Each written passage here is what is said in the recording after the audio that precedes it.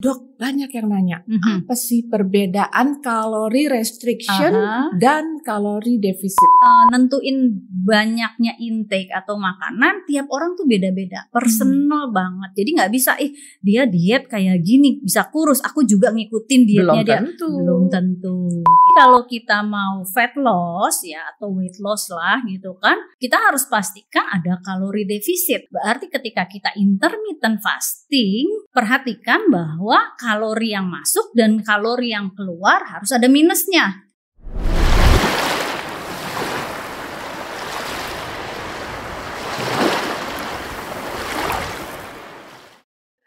Hai The Healthier, balik lagi bersama Klinik Dr. House Broadcast, The Lifestyle Clinic. Saya Reno, mau ngobrol lagi sama Dr. Grace. Hai dokter.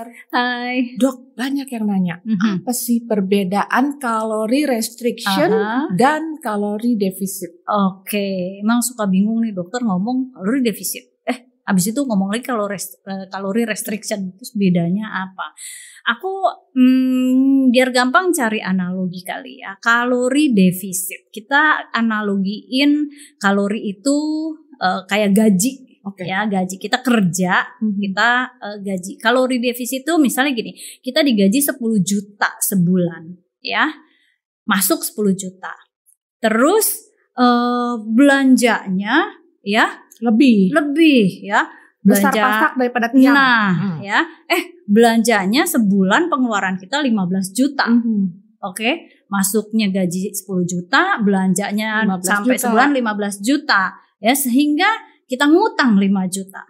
Itu namanya kalori defisit. Ya. Kalori yang si gaji tadi itu adalah makanan yang kita makan. Pengeluaran itu adalah aktivitas, ya. Jadi aktivitas itu termasuk aktivitas yang sehari-hari, mulai dari tidur itu juga kita membutuhkan kalori untuk tidur ya. Mulai dari tidur, terus bergerak sehari-hari ya, sampai kalau mau tambah tinggi pengeluarannya, tambah besar kalori yang keluar, tentu kita olahraga ya. Makin olahraganya, misalnya kita olahraganya kayak angkat beban segala macam, tentu kalori yang dibutuhkan tambah banyak. Nah, kalori defisit itu adalah kalori yang masuk tadi ya dikurangin kalori yang keluar minus. Nah, itu namanya kalori defisit. Oke, sekarang ke kalori restriction. Oke, kalau kalori restriction kita kembali lagi sama-sama dapat gaji 10 juta ya. Cuman kena SP nih. Jadi dikurangin gajinya. Jadi yang masuk enggak 10 juta yang masuk itu. Yang tadinya 10 juta tapi karena kena SP bulan depan terima gajinya 8 juta. Pengeluarannya sih tetap. Apa yang mengakibatkan itu kena SP, dok? Oke, kalau di kalori berarti kita ngurangin pemasukan. Ya, sama kayak kantor ngurangin gaji kita. Kalau ini kita secara sadar ngurangin, biasanya makannya 3 piring terus jadi 2 piring, berarti yang masuk berkurang. Tapi mungkin kita nggak mau effort di pengeluaran, jadi kita nggak mau nambah olahraga, kita nggak mau nambah aktivitas, sehingga aktivitasnya tetap aja di 10 juta tadi nih, misalnya pengeluarannya 10 juta. Itu karena mau kurus ya, dok? Iya, jadi ada minus, tapi minusnya karena si gaji berkurang ya, atau si kalori yang masuk berkurang. Itu namanya kalori restriction, yang masuk dikurangin. Nah, jadi jelas perbedaannya. Kalau kalori defisit ya, gaji yang masuk tetap 10 juta, hanya pengeluaran bertambah sehingga terjadi minus atau defisit. Ya, kalori defisit gaji sebetulnya. Kalau kalori restriction ya, yang masuk yang berkurang ya, kalorinya yang masuk dikurangin, tapi mungkin actionnya itu atau kalori yang keluar atau energi yang keluar sama. Tapi bisa jadi dua-duanya. Kalori yang masuk dia kurangin, aktivitas dia tambah jadi 2. Dia sudah kalori restriction, dia melakukan kalori defisit juga, dia melakukan aktivitas. Nah, itu tentu minusnya tambah banyak. Kalau lagi mau weight loss atau fat loss, ya tambah cepet itu pengurangan massa lemak yang hilang gitu. Nah, sebaiknya Yang mana yang harus dilakukan? Apakah kalori defisit atau restriction? Baiknya kapan kita mau melakukan kalori restriction dan kalori defisit itu di assessment dulu. Itu baiknya begitu. Contohnya gini. Tergantung keadaan badan kita ya. Iya. Jadi sebenarnya pemilihan kapan kalori defisit dan kapan kalori restriction itu berdasarkan assessment sebenarnya. Tapi memang paling mudah tuh kalori restriction ya. Ngurangin apa yang masuk tuh paling mudah. Betul. Ya, kecuali kalau dia punya insulin resistant yang udah tinggi. Jadi yang bawaannya lapar mulu. Nah, itu kalori restriction susah. Tapi kadang-kadang orang saking niatnya pengen ngurusin badan gitu, nahan makan gila-gilaan. Iya, ya mungkin kan? Mudah ya, Dok. Tapi bukannya itu lebih berisiko, Dok, kalau tanpa konsultasi gitu kan. Makanya kan aku sampein tetap di assessment. Siapa yang nggak boleh melakukan kalori restriction dan seberapa jauh sih kalori itu boleh dikurangin. Intinya begini, kalori restriction atau mengurangi kalori yang masuk itu sebetulnya kita harus tahu dulu. Di assessment tuh kita harus tahu dulu basal metabolic rate kita atau BMR atau kebutuhan dasar kalori kita itu berapa. Tiap orang tuh kebutuhan dasar kalorinya itu beda-beda. Ada timbangan yang bisa menghitung BMR. Itu ya. BMR ya, basal metabolic rate ya. Contohnya kayak aku itu BMR ku 1100 ya. Berarti kalau aku artinya kalau aku pengen pas-pasan ya, yang masuk dan yang keluar impas, berarti yang masuk 1100 kalori karena aku akan keluar 1100 kalori. BMR itu tanpa ada hitungan tambahan. BMR itu basal, benar-benar tanpa olahraga dan tanpa yang lain-lain. Tapi begitu aku olahraga, yang tadinya basal metabolic rate-ku 1100, karena aku olahraga, bisa aja olahragaku misalnya dengan kondisi tertentu, kalori yang keluarnya antara 200-300, berarti kaloriku yang tadinya 1100 ditambah 300, jadi kaloriku yang keluar 1400. Nah, pada saat aku hari ini melakukan olahraga dan keluar dalam satu hari butuh 1400 kalori, taunya kalori yang masuk makanku cuma 1000, kurang. Berarti yang 400 aku ngambil dari cadangan lemak ya itu. Nah, kondisi gimana yang tidak boleh melakukan kalori restriction yang berlebihan? Aku bilangnya di sini berlebihan. Kenapa? Kalori restriction apabila terlalu masuknya tuh selalu sedikit, di bawah 1000 kalori, misalnya cuman makan 700 kalori, 500 kalori, saking kadang-kadang kita suka bangga bilang, "Dok, aku nggak makan loh hari ini." Kan cuman sayuran aja atau jadi ketika gitu, dihitung mungkin yang masuk cuma 500 kalori. Tapi yang keluar? Ya, yang keluar misalnya dia olahraga gila-gilaan. Jadi yang keluar 1400 kalori. Bayangin berapa banyak minusnya. Apa yang terjadi di badan kita ketika kita memaksa masuknya kalori direstrik atau dikecilin, terus kita melakukan pengeluaran yang besar-besaran. Stres. Badan kita stres. Kalau kita stres, hormon kortisol kita naik. Langsung terjadi semua ketidakseimbangan. Hormon kortisol naik. Apa yang terjadi ketika hormon kortisol naik? Insulin ikut naik. Insulin naik kan kita udah cerita ya. Insulin naik. Insulin itu sifatnya menahan lemak. Maksudnya kita diet atau kalori restriction gila-gilaan kan supaya kurus. Karena badan kita stres, insulin naik menahan lemak, ya nggak kurus-kurus. Makanya sering denger kan, "Dok, saya udah nggak makan-makan loh, tapi kok nggak turun-turun ya berat badan?" Artinya badan kita stres. Itu poin pentingnya healthier itu ya nggak boleh banget. Kita kalori restriction gila-gilaan. Nah, kalau kalori defisit itu enaknya gini, kayak aku nih ya, aku basal metabolisme rate aku 1100 ya. Nah, berarti aku punya boleh untuk masukin kalori paling nggak minimal 1100 ya, sesuai dengan kebutuhan basal aku. Tapi aku pengen weight loss nih atau fat loss. Nah, berarti harus ada minus. Apa yang harus aku lakukan?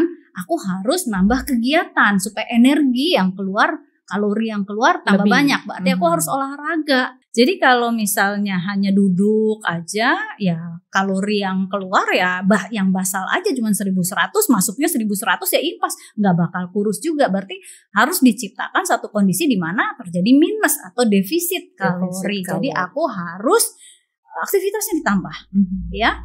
Yang tadinya sehari-hari cuma duduk aja nonton TV kurang gerak, ya agak aktif lah. Ya syukur-syukur olahraga. Nah itu kesulitan kalori defisit tuh di situ ya, dibandingin si kalori restriction yang kadang-kadang effortnya cuman mengurangi makan. Ya. Gitu. Berarti pada setiap badan itu sebenarnya nggak sama ya dok ya? Apakah harus dilakukan kalori defisit atau kalori restriction? Pada beberapa orang ketika kita timbang ya, ada yang BMR-nya udah 1.500 misalnya gitu. Kalau BMR-nya 1.500, biasanya kalori minimal yang masuk aku selalu kasih sesuai dengan BMR-nya dulu supaya nggak stres badannya.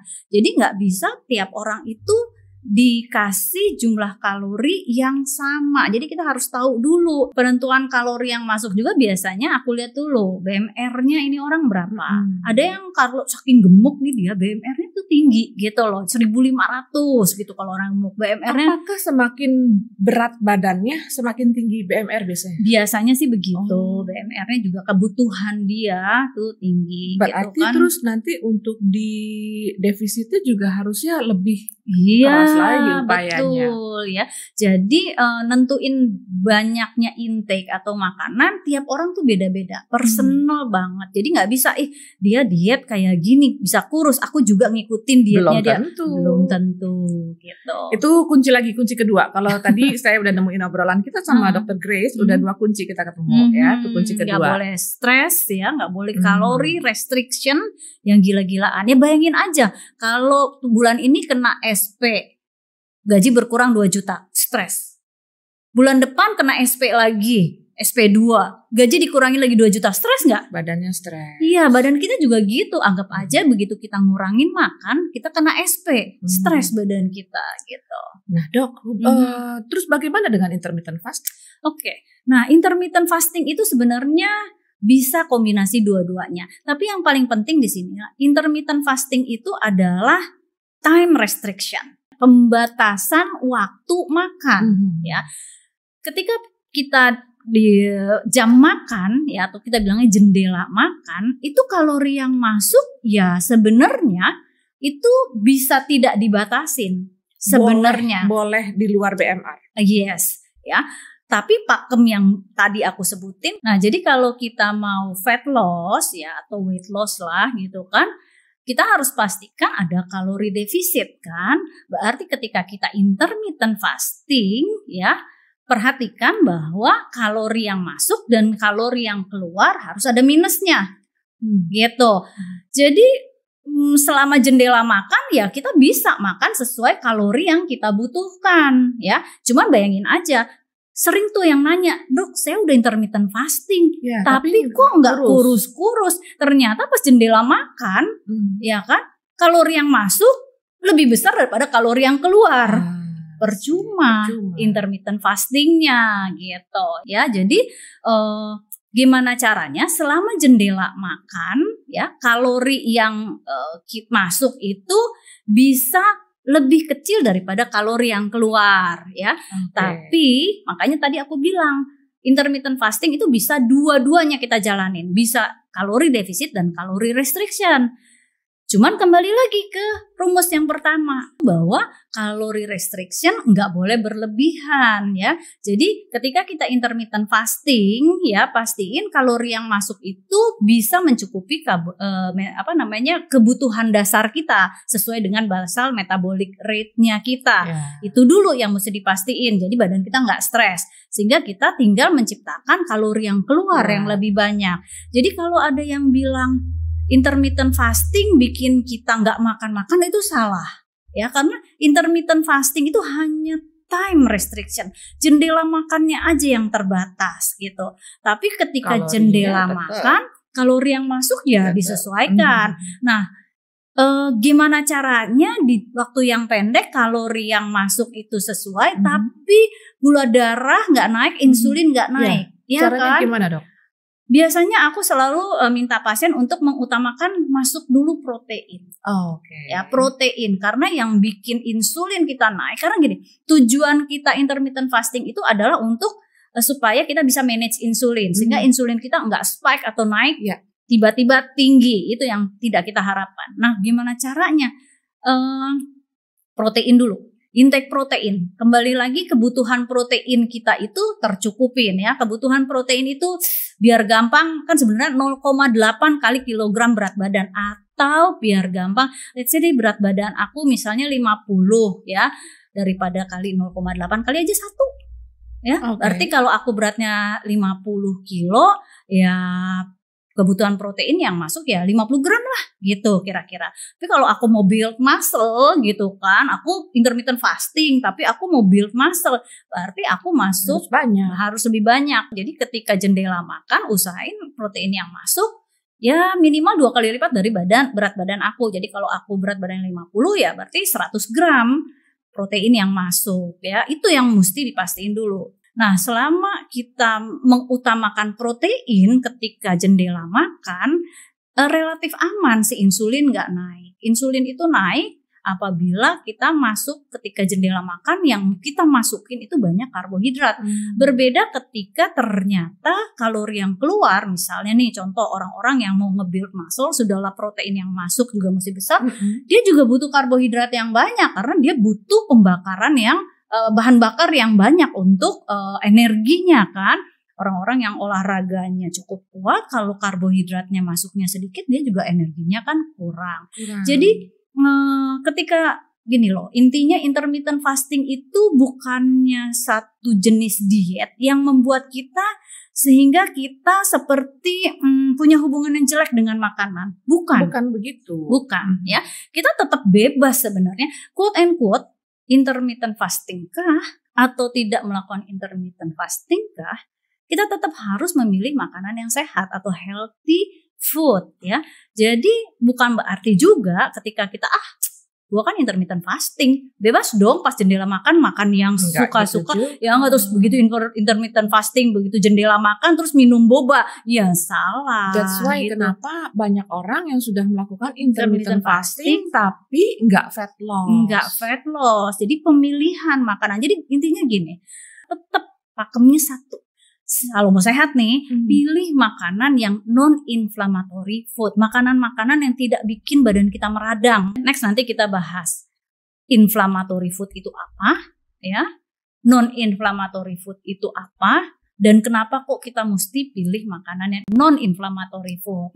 Nantilah, karena itu mesti dijelasin satu-satu supaya akhirnya kita oke, berarti kalau kayak gitu kita makan ini dan gak boleh makan ini. Harus ada reasonnya sehingga kita nggak ngerasa kayak didoktrin gitu. Nah, ya. Begitu Healthier. Jadi kayaknya kalau kita memang mau paham juga mengenai gimana nih badan kita sebaiknya ada di berat badan ideal berapa, segala macam, kenalilah dulu badan kita sehingga kita bisa menentukan tadi mengenai kalori restriction dan kalori defisit. Kemudian juga ketika menjalani intermittent fasting kita bisa menjalani dengan benar sehingga body goals tercapai. Gitu ya dok ya? Betul.